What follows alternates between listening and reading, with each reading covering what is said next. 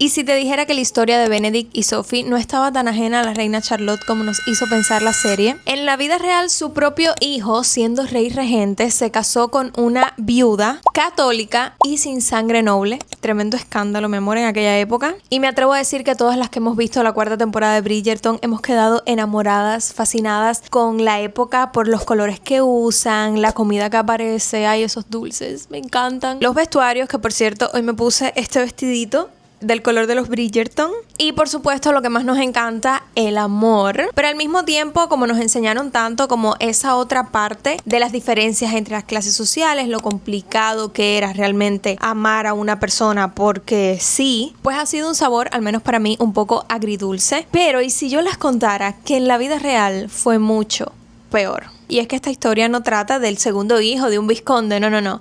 Trata del heredero al trono. Les voy a estar contando el escándalo del rey George IV, hijo de la reina Charlotte, y en la serie nos lo muestran de esta manera, pero en realidad se veía así. Y de verdad que la vida de este rey fue una locura total de principio a fin. Así que bienvenidos al cuarto de Tula. Espero que les guste mucho este video. Si no están suscritos, no olviden suscribirse y comencemos. Primero veamos un poco del contexto histórico de la regencia. Estamos a finales del siglo XVIII e inicios del XIX. El rey oficial era George III, que vemos en la serie como este que obviamente todos amamos. La sociedad británica estaba estructurada en capas rígidas. Primero estaba la realeza y la aristocracia, the Ton, encabezada por la familia real y la nobleza titulada, o sea, duques, marqueses, condes, vizcondes, o sea, ahí están nuestros Bridgerton, y varones. Poseían inmensas propiedades, influencia política y definían la moda. La gentry, o sea, pequeña nobleza, terratenientes adinerados que no poseían títulos nobiliarios, pero ocupaban una posición de prestigio social. La burguesía emergente, o sea, clase media, compuesta por comerciantes ricos, banqueros y profesionales que buscaban ascender socialmente imitando el estilo de vida de la nobleza. Por último, la clase trabajadora y baja, o sea, la mayoría de la población, caracterizada por la pobreza y el trabajo manual. En esta época, el apellido era capital, el matrimonio contrato y tu reputación supervivencia. Para la nobleza y la realeza, el matrimonio tenía tres funciones fundamentales: asegurar herederos legítimos, consolidar poder político, mantener pureza religiosa y dinástica. No se trataba de amor, se trataba de la estabilidad del Estado. Por eso que todo el mundo era tan frenético con este tema. ¿Quién era George? George IV fue durante décadas el príncipe de Gales más escandaloso y famoso de Europa. Desde adolescente ya tenía una reputación complicada y cuando llegó a sus 20 años prácticamente era la celebridad más comentada de Londres. Pudiéramos decir que George era el total opuesto a su padre. Bastante divertido, carismático, seductor, vanidoso, le encantaba todo esto de la ropa, la moda, sociable, pero también muy impulsivo, caprichoso y dramático. En sus 20s y 30s era conocido por organizar las fiestas más extravagantes de Londres, gastar dinero muchísimo más rápido de lo que lo recibía, rodearse de actores, artistas, modistas y mujeres famosas. La alta sociedad lo adoraba y lo criticaba al mismo tiempo. George fue prácticamente un influencer de moda del siglo XVIII. Su mejor amigo era el legendario dandy. Juntos impusieron el traje oscuro elegante, la corbata cuidadosamente anudada y la obsesión con la sastrería perfecta. George podía pasarse horas probándose ropa. Tenía un armario completo lleno de chalecos de seda, trajes bordados, zapatos, perfumes caros, y fue tanta su obsesión con el lujo que terminó con deudas grandísimas. Imagínense que a los 21 años recibió su ingreso como príncipe de Gales. Qué maravilla recibir un ingreso por ser princesa. Pero le duró muy poco. Rápidamente lo gastó en castillos, fiestas, ropas, caballos, apuestas. Llegó a acumular deudas que hoy serían decenas de millones de dólares. El gobierno británico tuvo que intervenir varias veces para pagar sus deudas, algo que a George III no le gustaba para nada, lo enfurecía bastante y hasta dijo que su hijo era un desperdicio de carácter y disciplina. ¿Quién era María Fitzherbert? Si el joven George era drama, lujo y exceso, María era casi lo contrario. Era conocida en su época por ser elegante, reservada, muy religiosa, emocionalmente firme y sorprendentemente independiente para una mujer del siglo XVIII. Y eso fue justamente lo que lo volvió completamente obsesionado con ella. Nació en Inglaterra en una familia católica acomodada. Era católica romana, algo muy polémico en la Inglaterra protestante. Había enviudado 2 veces antes de conocer al príncipe. Tenía 6 años más que George. Los testimonios de la época la describen como muy digna y reservada. No buscaba protagonismo, casi no iba a los eventos sociales. Emocionalmente fuerte. Imagínense que pasó por 2 viudeces desde joven. Obviamente esto te hace madurar. Religiosa de verdad, su fe era central en su vida y con un carácter firme. Ella no se dejaba manipular fácilmente, ni siquiera se le hizo fácil al heredero al trono.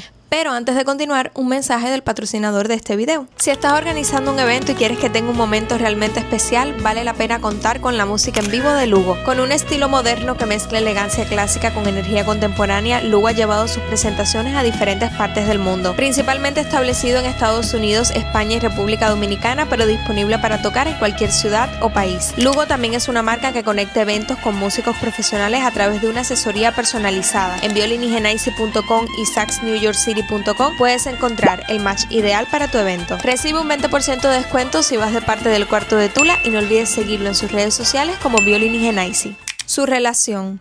Bueno, la relación entre ellos fue una de las historias románticas más intensas y al mismo tiempo contradictorias de la corte. Se conocieron en el 1784 en Londres, cuando George tenía 21 años y María 27. Ella estaba integrada en círculos sociales aristocráticos, pero no era una figura escandalosa ni ambiciosa. Cuando el príncipe la vio por primera vez, quedó instantáneamente fascinado. Pero María reaccionó justo al revés. Intentó evitarlo. Sabía perfectamente que involucrarse con él significaba escándalo, presión política y probablemente terminar con el corazón roto.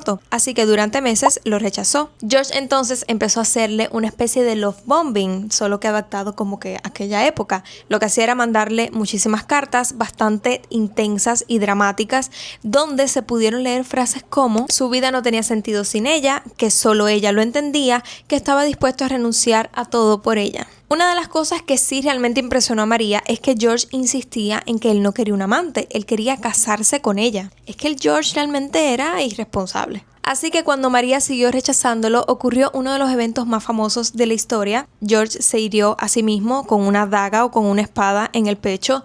No fue grave, pero sí fue lo suficientemente impactante o dramático para llamar la atención de María. O sea, una manipulación emocional bastante potente. Ya a partir de ahí María sentía que quizás él realmente estaba enamorado, que si ella no le hacía caso, él podía seguir haciéndose daño. Después de ese episodio accede a verlo, empiezan a encontrarse y la dinámica de la relación cambia. También hay que reconocerle, y como dice en sus cartas, y muchos lo percibieron así, George en privado con María era muy diferente a lo que era él en público. En privado era vulnerable, extremadamente dependiente y también muy atento y afectuoso con ella. Incluso llegó a compartirle cosas que tú obviamente no vas a hablar con cualquier persona, como su relación con su padre, lo solo que se sentía y lo frustrado que lo hacía sentir, los deberes reales. También hay que aceptar que esto de ser realeza sí en la época era maravilloso. Incluso hoy en día sería algo te asegura muchas cosas, tienes una vida bastante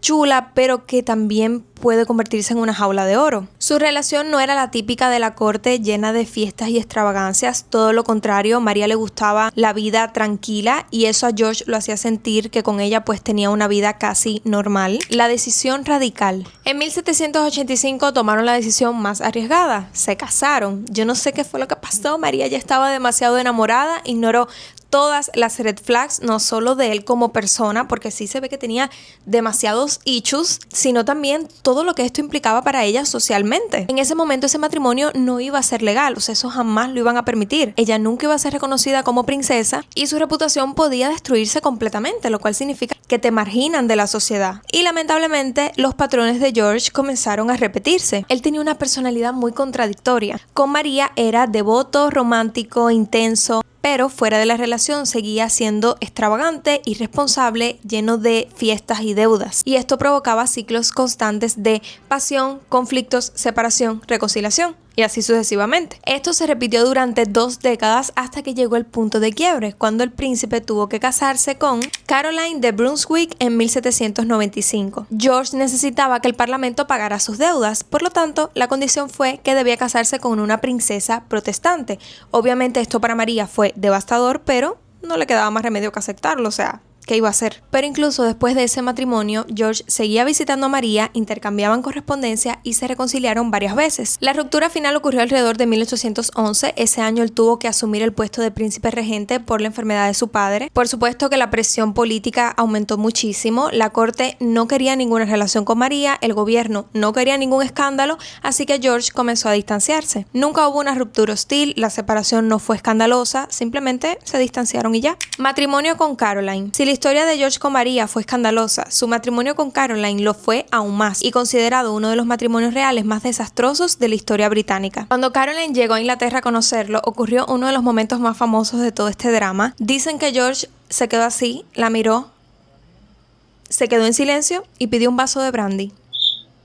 Caroline, por su parte, tampoco quedó impresionada. Dijo que lo veía más gordo y menos atractivo de lo que esperaba. Un primer encuentro fatal. Se casaron el 8 de abril de 1795, pero el matrimonio empezó de forma terrible. George llegó a la boda borracho y, según varias memorias de la época, apenas habló con Caroline, se comportó con frialdad y la noche de bodas fue incómoda. Más tarde, él mismo diría que solo estuvieron juntos íntimamente 3 veces. A pesar del desastre, tuvieron una hija. Charlotte nació en 1796 y se convirtió en una figura muy querida por el público británico. Cuando Charlotte tenía apenas 1 año, George y Caroline se separaron oficialmente. Nunca volvieron a estar juntos. Durante los siguientes 25 años, su relación fue básicamente una guerra pública. George intentó varias veces limitar el acceso de Caroline a su hija, desacreditarla socialmente y reunir pruebas de supuestos escándalos. Caroline tampoco se quedó callada. Se volvió muy popular entre el público porque muchos la veían como la víctima del príncipe arrogante. Esto convirtió su conflicto en un espectáculo nacional. Cuando George se convirtió en rey en 1820, intentó algo radical: divorciarse oficialmente de Caroline. La idea era acusarla de adulterio, quitarle su título de reina y disolver el matrimonio. Pero ocurrió algo inesperado. El público británico se puso masivamente del lado de Caroline. Hubo protestas, caricaturas burlándose del rey y apoyo popular enorme para ella. En 1821, cuando George ya iba a ser coronado como rey, Caroline fue a asistir a la ceremonia, pero cuando llegó a la puerta no la dejaron entrar. Eso fue tremenda humillación pública y poco después de ese episodio ella enfermó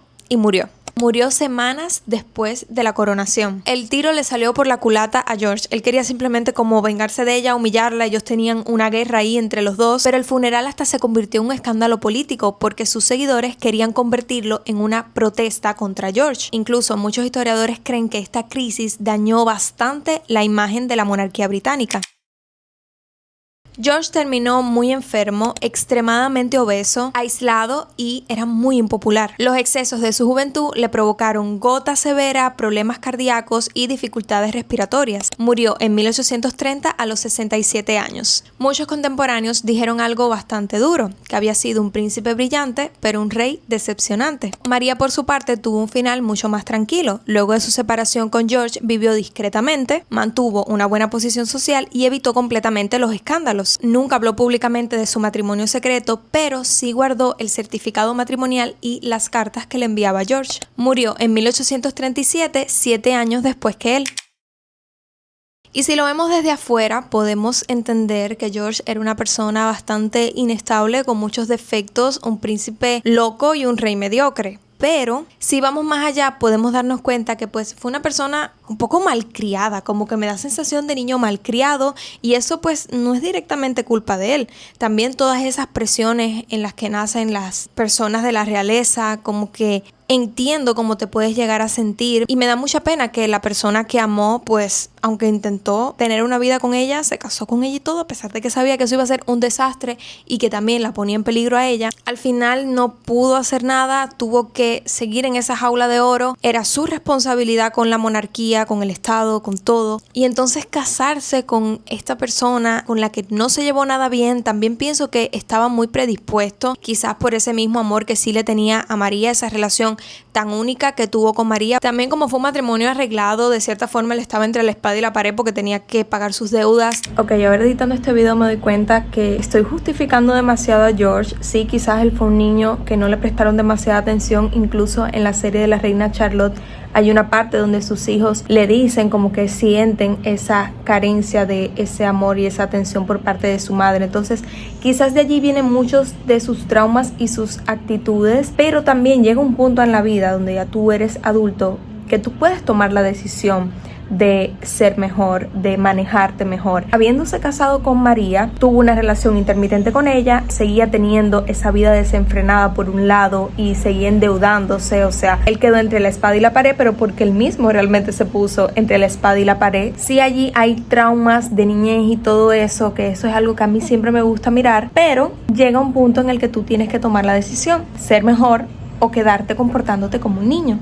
pero quizás si lo hubiera tomado de una forma diferente, si ya cuando se hizo rey, o bueno, desde antes de ser rey ya ese matrimonio era un desastre, pero al menos si la madurez del tiempo y la edad lo hubieran hecho pues ser un poquito más sabio y saber manejarse mejor, hubiera podido tener también un matrimonio al menos decente. Pero es que este matrimonio fue un desastre. Me imagino que ella también sufrió muchísimo, y por otro lado pues siento que María fue la que supo, digamos que pensar más en ella, en su propio bienestar, no buscó escándalos, no le interesaba buscar cámara como podemos decir actualmente, y se mantuvo bajo perfil, disfrutó de ese amor tan poco común que tuvo con George, y luego aceptó las cosas que no podía controlar y siguió con su vida y murió tranquila. Y por supuesto lo que más nos demuestra esta historia es que este tipo de matrimonios en esa época no podían pasar, no era una opción. Y aunque en Bridgerton pues Benedict era simplemente un vizconde como quiera, esto no podía suceder. De eso dependía la supervivencia de una estructura social completa. Entonces el que la reina Charlotte hubiera aceptado simplemente porque sí, jaja, porque me hicieron reír y me pusieron esto de forma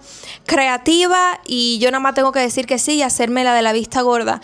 No creo que en la vida real esto hubiera pasado así. Pero al final del día esto es simplemente una serie confort. Así que como la reina Charlotte, hagámonos los locos, hagámonos los de la vista gorda y finjamos que esto en la vida real hubiera pasado así, aunque en el fondo sabemos que no. Y eso fue todo por el video de hoy. Espero que les haya gustado. Si les gustó, no olviden regalarme un like y suscribirse al canal. También déjenme en los comentarios pues qué les pareció este video, qué fue lo que más les llamó la atención. A mí realmente se me hace una historia bastante interesante y triste al mismo tiempo. Así que nada, espero que a ustedes les haya gustado y nos vemos en un próximo video.